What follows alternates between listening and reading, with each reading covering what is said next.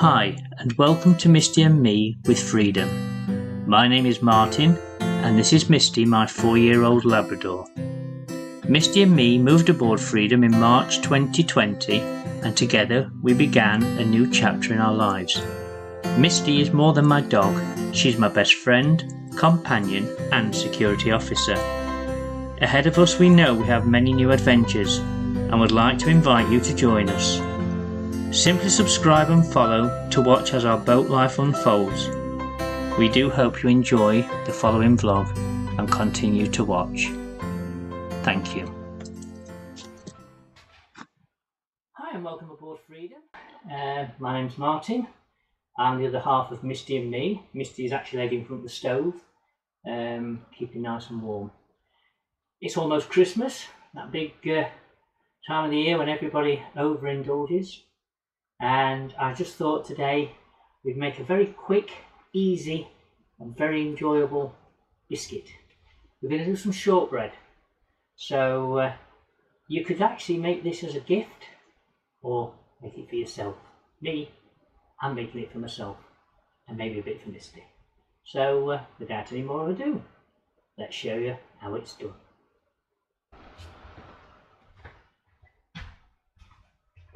Right, this is really so easy, anybody can do. What we're going to do, we're going to make rich butter shortbread. You can make it with margarine, but to be honest with you, if you don't like butter, then really margarine shortbread isn't for you. It really does need to be with the best quality butter. You can make shortbread with almost just 3 ingredients, which is butter, flour and sugar. Some say with 4 ingredients, which is butter, flour, sugar and salt. I choose to make it with 5 ingredients. This is a little bit of a twist between Scottish shortbread and Indian shortbread. So why is it more like Indian shortbread is because I'm using in the flour semolina. So we need a total of 375 grams of flour. Well, what I've actually got is just over 200 grams of flour, which is plain flour, and just under 175 grams of semolina. Now, it doesn't have to be any particularly given quantity, it's just that I've chosen to put these together. Reason being, it gives it a more crunchy shortbread, and that's what I like. Now, you don't have to, you can just make it with just the flour. So I'm going to sieve these together just to help mix them. You can actually see the semolina in there. And I'm going to pop in just a small amount of salt. I've actually spilled a bit. Put a bit more in. I love baking because you can play with it. And there's 125 grams of caster sugar that can go in the sieve. And the reason is then only lumps and everything come out of it, and we're just left with a nice fluffy content. There you go. Now into that we've got 250 grams of room temperature. So it doesn't want to be soft as in to point where it's spreadable, but you want to be able to push your finger into it. So it's quite pliable, and then you just pop that in. This is really an easy recipe. Again, as with most of what I do, it's you don't need any special skills. So what we're going to do now is mix it by hand. Now you can, if you wish, use a food mixer. Now the guys who make this professionally, as in the big companies, have actually design machines to do this, which are unlike a normal bread mixer, and it gives it a lighter mix. Because the one thing you don't want, when you bang it together in a food blender type machine, you end up with a very pliable paste, and it's hard to describe the difference. But what I would suggest, if once you've made this by hand and you do enjoy it, and I'm sure you will, do give it a go in your ordinary mixing machine and see for yourself which you think is better. So all we're doing is just lightly squeezing it between our thumbs and fingers to get all these ingredients mixed together into what will eventually be quite a nice pliable dough. So I'm just going to cut out of this part of the film now, because you can go make yourself a cup of tea, and when you come back I'll have finished mixing this and we'll show you what we do next. Back to you in a few minutes. Okay, that's about 4.5 minutes, just gently kneading it all together, just to get all the butter and the flour and the sugar combined. So what we're going to do now, if you are making this on a boat and you live on a boat, then you will know that there's a tendency for your boats to be warm. So what I'm going to do now, I'm just going to place this on a very lightly floured plate, just a little bit of flour, doesn't need a lot. And I'm going to cover it in cling film, and I'm going to pop it in the fridge for about half an hour just to firm up before we roll it, and then obviously we cut it. But it's got a nice golden colour to it, which tells me it's very buttery and it's going to taste absolutely gorgeous. So I'm going to pop this in the fridge. I'm going to put the kettle on, have a cup of coffee. Unfortunately, I haven't got any shortbread to go with it yet, but I'm still going to have a coffee. Come back to me when this is firmed up in the fridge, and we'll do some cutting. Talk to you then. Okay, 30 minutes in the fridge just to help firm this up. A lot firmer now. So all we need to do is lightly flour. You don't need to go crazy. If you've got a marble worktop, you wouldn't even need to flour. You can get non-stick boards, but unfortunately I don't possess one. So just a little dusting. And all we're going to do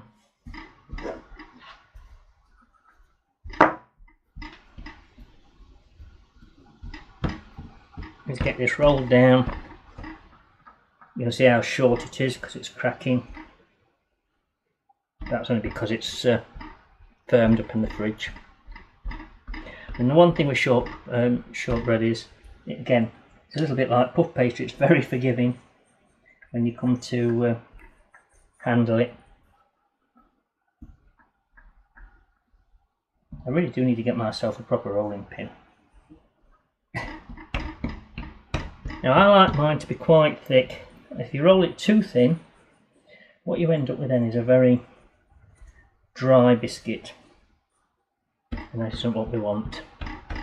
Now you will need a fork.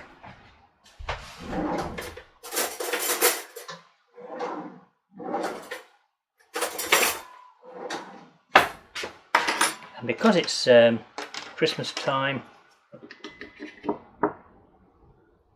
we'll have a Christmas tree cutter.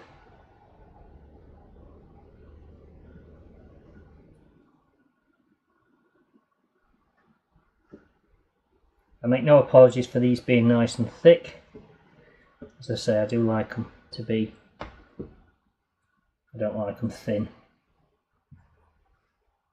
And all the trimmings will just fold back together and get as many out of this as we can.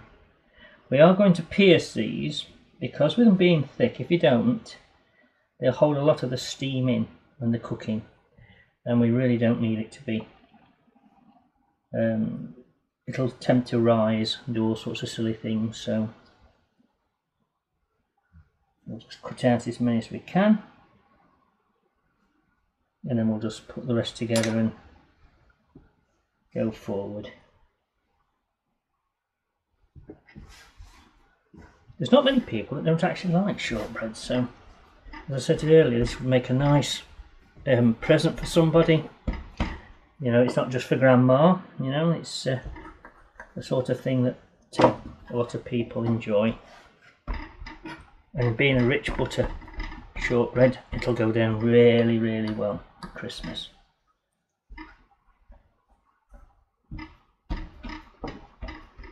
Okay.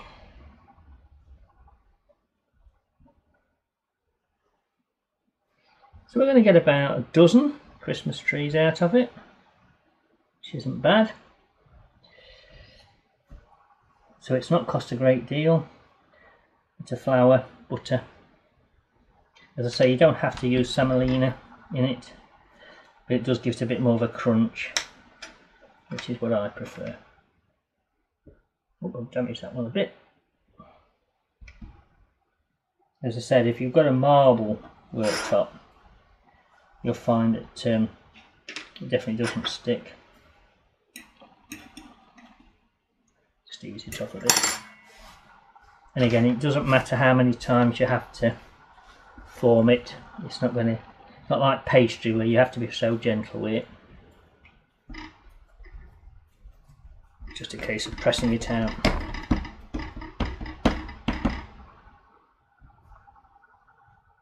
Cut out as many as we can, so we don't waste any.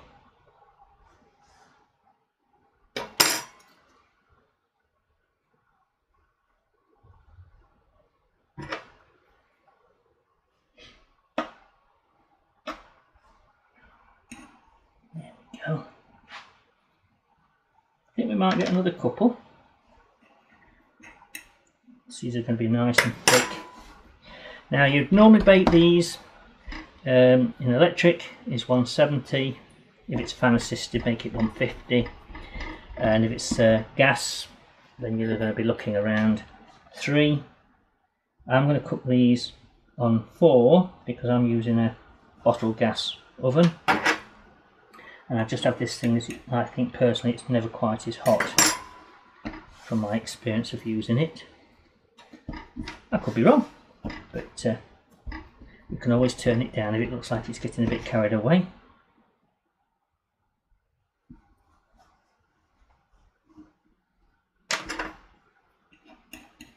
There we go.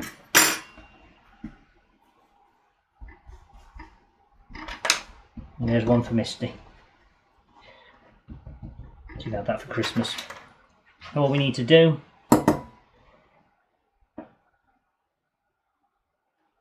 just put a few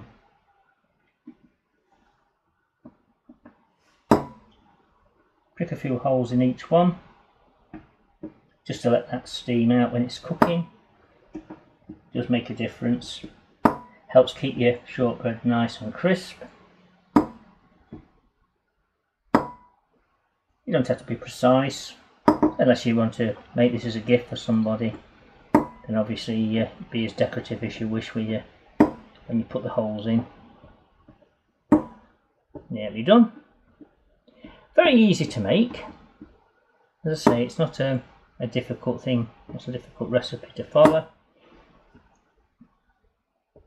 I'm just hoping that the semolina will give it that little bit more crunch. It should do. You can actually use rice flour if you've got rice flour instead of semolina, but do mix it on about 1/3 of that to your plain flour. So now I'm just going to lift these onto a baking tray and we'll get them popped in the oven. I can see my waistline's going to suffer tonight. I'll come to eat these because they're that scrummy. Eating one is not an option. You'll never eat just one. I may have to do another tray because I haven't got a lot of room. I'll just sort another tray and then we'll get these in the oven. Right, there we go. There's no waste. We've made 18 Christmas tree shortbreads and a round biscuit for Misty, which I'm going to wrap up so she can have it at Christmas. She'll not have it all at once, so I know you're not supposed to really give on it, but it is Christmas and she's been good. So let's pop these in the oven, give them 15 to 20 minutes, and I'll show you how good they look.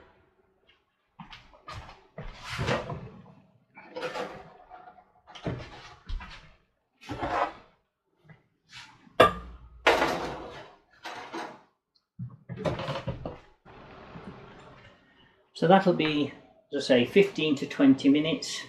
So whilst they are gently cooking, join me as I show you around the Christmas lights at Mercy Marina.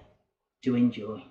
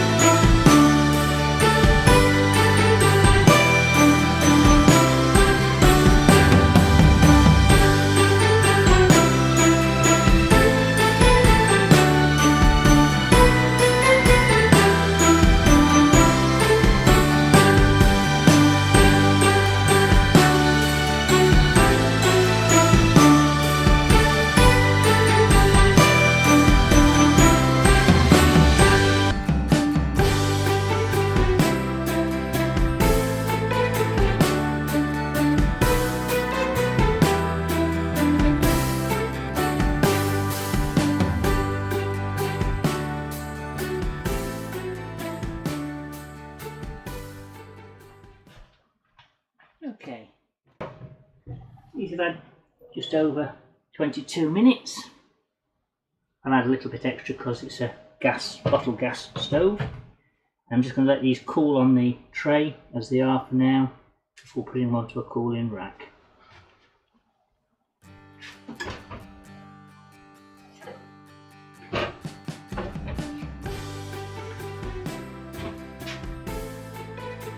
Yeah. Just let them cool off. They smell absolutely gorgeous. Can't wait to have another cup of coffee. Good excuse to have a biscuit. Thank you for watching. I do hope you found this informative. I also hope you enjoyed the Christmas lights at Mercy Marina. And from Misty and Me, Merry Christmas and a Happy New Year. Enjoy.